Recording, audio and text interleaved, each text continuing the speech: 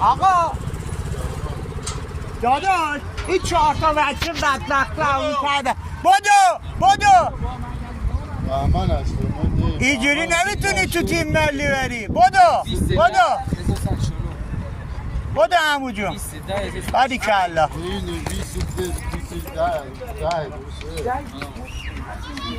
دیدی از تو این تیم ملی در میاد. یه سری از آخر میان زودم اول میشن. تو آقا 4 تا اینا چه تو ترافیک موندن. بدو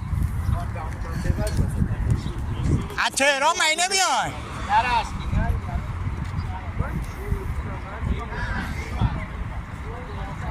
از کجا میای عمو؟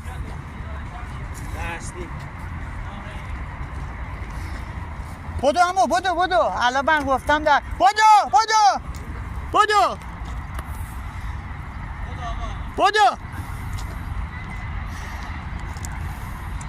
بدو دیگه در بسته است یه روپه.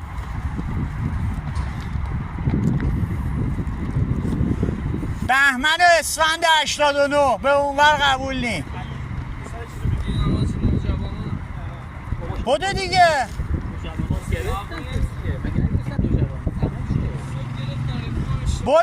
برو ببین چی میگه حالا.